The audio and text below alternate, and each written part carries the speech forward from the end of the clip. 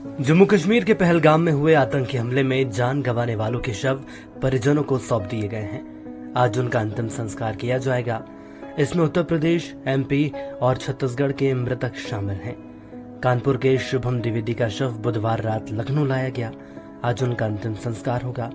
शुभम के पिता संजय द्विवेदी ने कहा, सख्त कार्रवाई होनी चाहिए उनके ऊपर। ऐसी कार्रवाई होनी चाहिए कि एक 2 टके के आतंकवादी भारत सरकार को चले।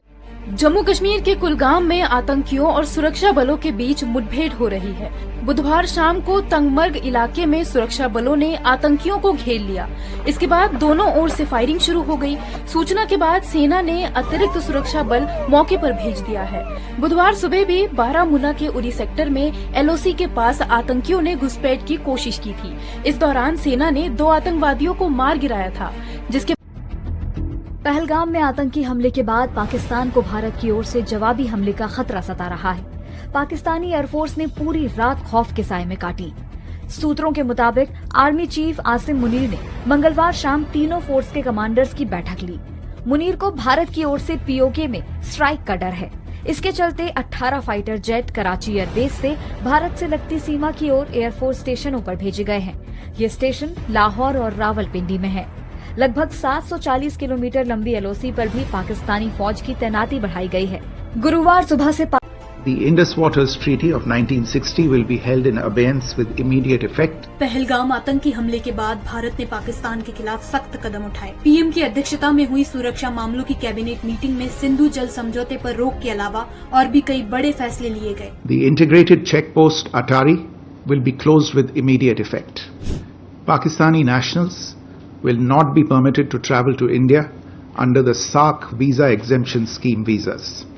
The defense, military, naval and air advisors in the Pakistani High Commission in New Delhi are declared persona non grata. They have a week to leave India. India will be withdrawing its own defense, navy and air advisors from the Indian High Commission in Islamabad. These posts in the respective High Commissions are deemed annulled. इधर हमले में मारे गए लोगों के शव घरों पर पहुंचने लगे हैं। लेफ्टिनेंट विनय नरवाल के शव से लिपटकर उनकी जम्मू कश्मीर के उधमपुर में सुरक्षा बलों और आतंकियों के बीच जारी मुठभेड़ में सेना का एक जवान शहीद हो गया है।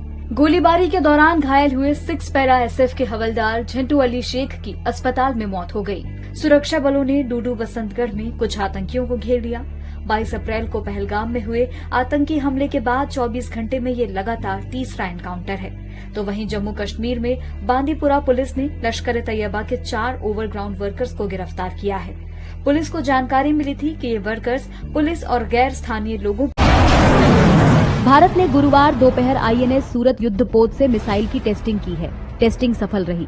सतह से समुद्र पर वार करने का सफल परीक्षण किया गया। तो वहीं हमले के विरोध में श्रीनगर के व्यापारियों ने काले झंडे लगाए।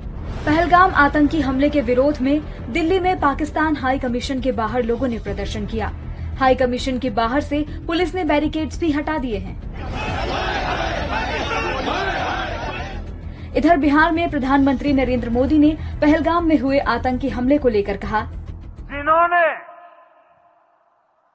ये हमला किया है उन आतंकियों को